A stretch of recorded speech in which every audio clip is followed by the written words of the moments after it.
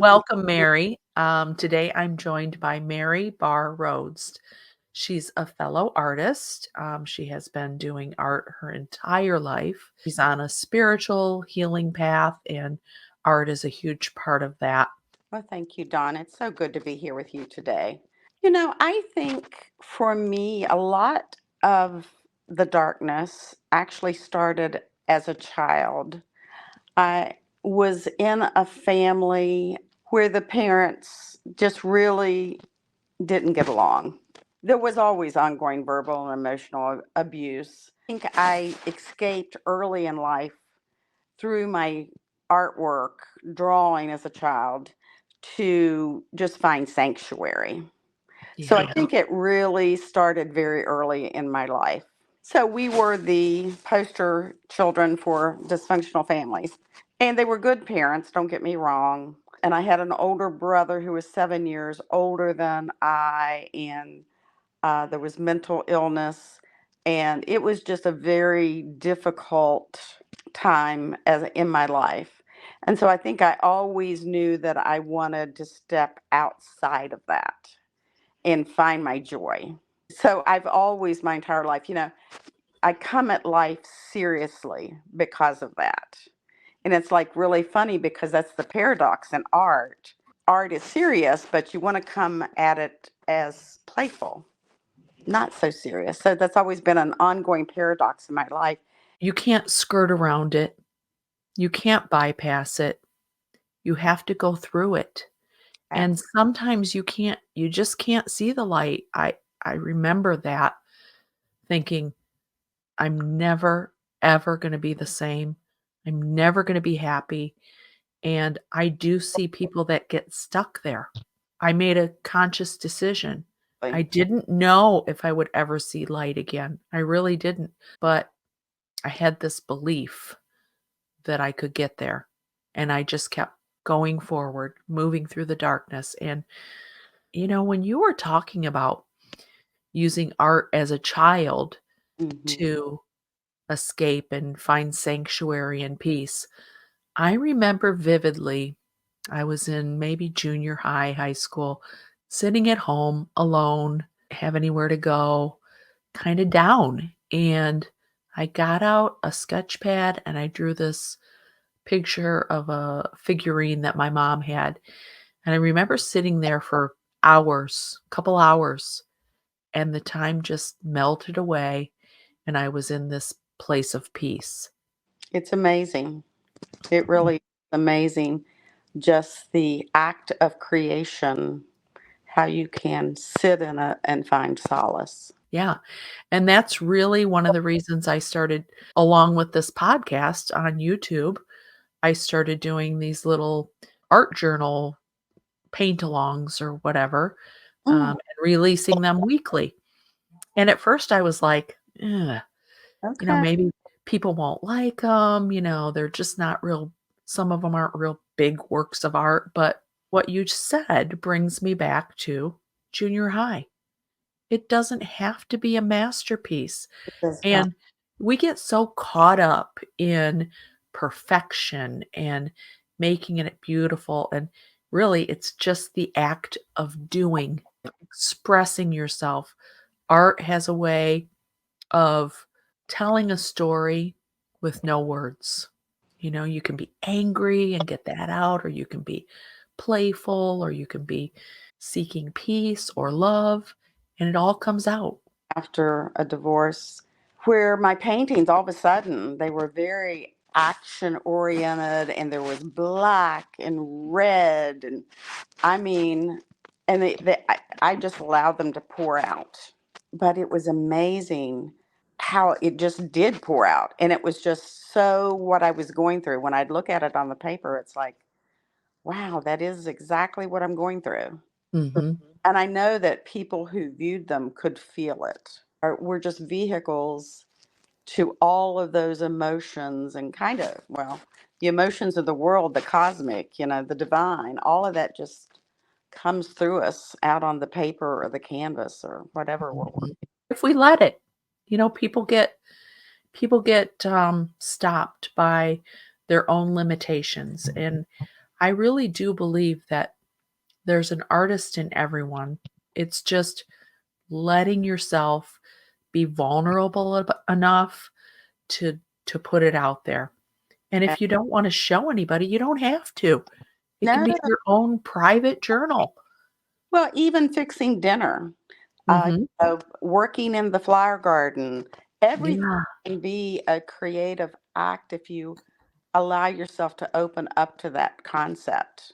Yes. And the act of creation is what it's really about. I think it is our birthright. We are really here to create.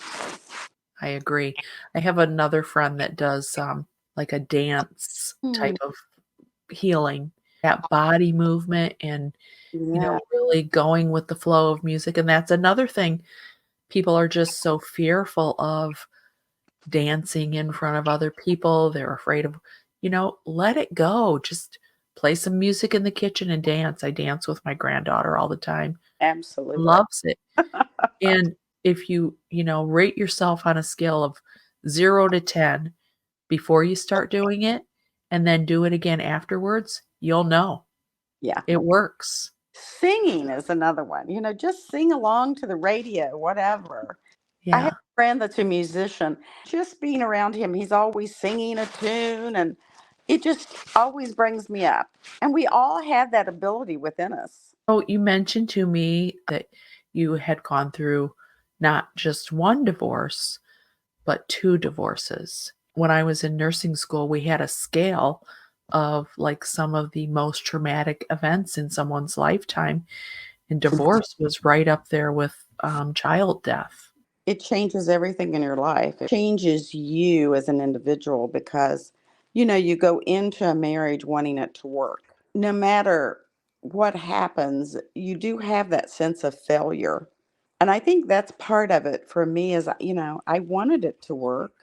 Mhm. But, you have that sense of failure. And then you do it the second time, you think, wow, I'm really not good at this. So, yeah, you beat yourself up a little bit. I have another friend, I'm just gonna throw this out to you. Her name is Mary, Mm, and she had gone through 2 divorces, uh-huh. and just, well, several years ago, she met this man, and they are soulmates. They have the Oh, most beautiful connection, beautiful marriage, really love each other and lift each other up. There's always hope out there. thank you for sharing that. It's a little bit of shame, it's a little bit of guilt, it's failure that, you just weren't able to do it.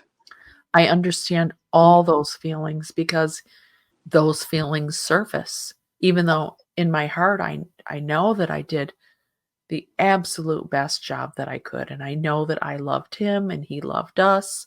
Could I have done more, or should I have done this, or what if I didn't do that? And, those are all things you have to work through. And really embrace them. I don't want to live there.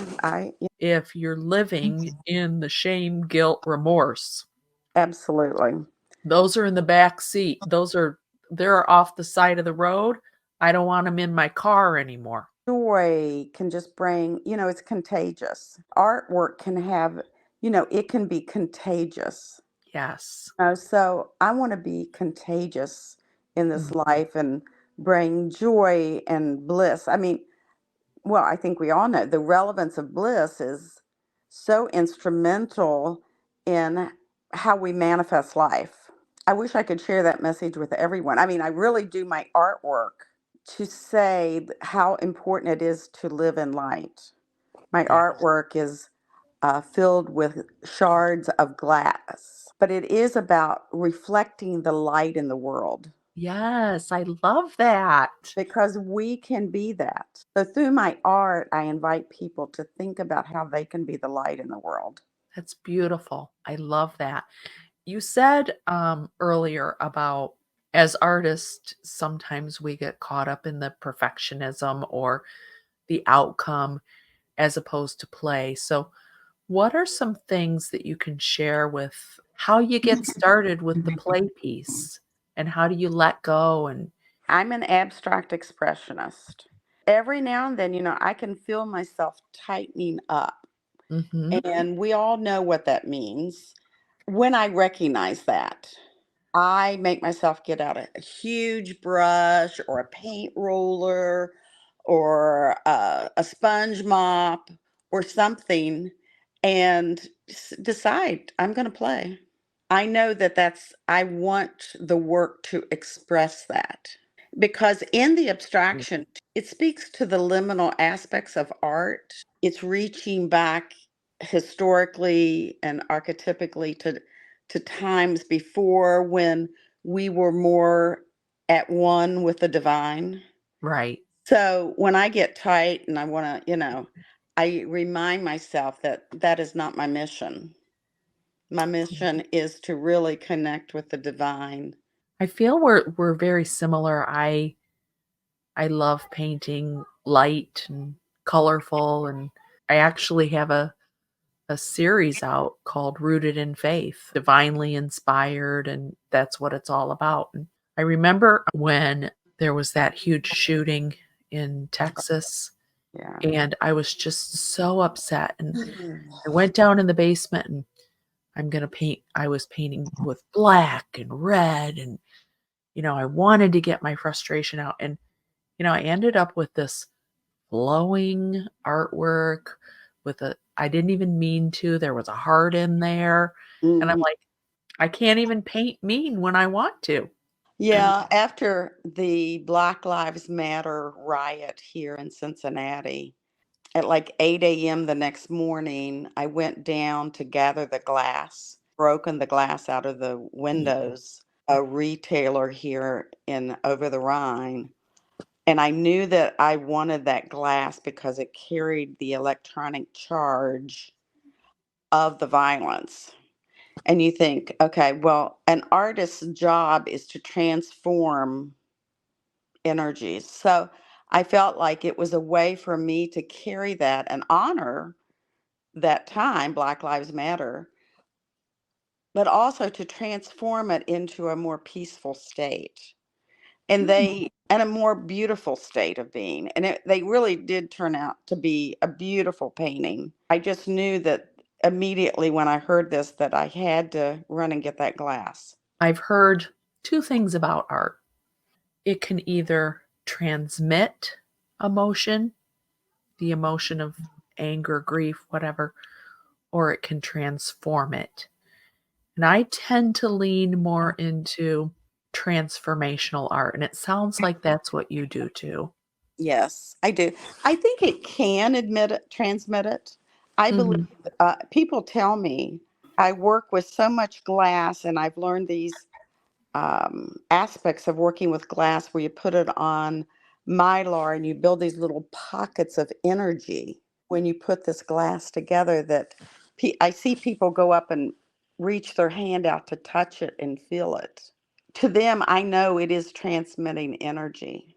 My goal is to transform That's not all. only the elements like the glass that I mentioned, to transform it into beauty, Mhm. also to help transform the lives of those that are, they're not surrounded by beauty and Mm. joy and love in their lives. Yeah. So I'm hoping to bring beauty and love and these aspects to life because I think we can be those instruments. That's why I started this, project. It's for people that want to ripple their art around the world. I have people in my group that have joined the experiment, and they send me a digital download, and I send it out to the masses. It's ripple.dawnreneebove.com. But yeah, I went to Asheville, North Uh-huh. Carolina, Yeah. and I rippled like 5 people. When you watch them open up your art and look at it, it's amazing. And then you have a exposure to your art all over. I've done a lot of work over the years with the elementals and water being such a big part for a woman's experience, especially all of us as humans, we carry water. Yeah. But it's, the way we do ripple out to the world. Thank you Mhm. for that. I love that idea. Yeah, I'm Well, just getting going, so this would be the yeah. time to jump in if you'd like to. The other thing about art is there's so many different styles, there's so many different art forms, not even just drawing, painting, dance, music, Hmm. meditation is an art form. Really started to lean into that meditative process and how it just brings your vibrational energy so much lower so that you can just be open to receive. I've been meditating since I was 19. So that's 50 years this year. There were days when the kids were young, I think, that I really didn't meditate. And I find it just invaluable. Just Yeah, I listen to Abraham Hicks a lot. She's like, meditate, meditate, meditate. Something going wrong? Meditate. whatever it is, meditate. Right, Well, and right. then it gets down to the breath. We come to that stillness, then we find our breath. Such a beautiful thing. So proud of my daughter. She is teaching my grandsons breathing techniques. She's also a nurse practitioner. Like, that's something I've brought to her life. And now Yeah, she's passing that on to them. So that makes me so happy. You can imagine. rippling. She's rippling. Rippling, rippling, exactly. In the recovery community, there was a man that he had mentioned. He was on a big stage giving this talk at a conference. And he said, I went down to this meeting in the dark basement. I was newly sober. I don't remember a thing that the speaker said, but I remember the room. I remember the people. I remember the kindness. And he said, I was leaving the meeting, and this older woman gently put her hand on my shoulder and looked at me in the eye and said, I'm so glad you're here. Keep coming back. And he goes, I get chills when I say that because I have never forgotten that. And he said it was like she was an angel. I never saw her again at any other meeting. I remember that. It was like a turning point in my recovery. Just something so simple can ripple out everywhere. I gave a print to this woman I met in Asheville, and she opened it up and she said, oh my gosh, I'm going to frame this. I absolutely love it. She said, Mom was an artist. Thank you so much. Yeah. So Where cool. can people find your work? Have a website, marybarrrhodes.com. I am on Instagram and Facebook. So And thank I will you. also have that in the show notes for people. They can just tap and link and get to Oh, your thank website. you. It was great talking to you. I'm so glad that Carol suggested we get together. And you know what? I hope to get down to Cincinnati sometime and see some of your work and Oh, Carol's work. please. It's Yes, only come 4 down. hours away. I would Thank love you so that. much, Mary, for joining me. I Oh, well, thank appreciate your time. you, Don. Ripple on. That's right. Ripple And on. thanks for joining me today on the Catch Some Soulshine podcast. Isn't Mary a joy? Her art is reflection of light. I love the story of how she took the shards of glass from the rioting and infused it into a painting, transmitted it to something beautiful. You can find her on her website, which I will have linked in the comments. And if you are an entrepreneur or an artist or someone that just wants to ripple kindness out into the world, check out the Ripple Experiment. It's ripple.dawn, Renee, Renee, Bova, Bova.com. And I'll have that in the notes as well. Remember, meditate, do art, take care of yourself, eat healthy. Life's waiting for us. Ripple on.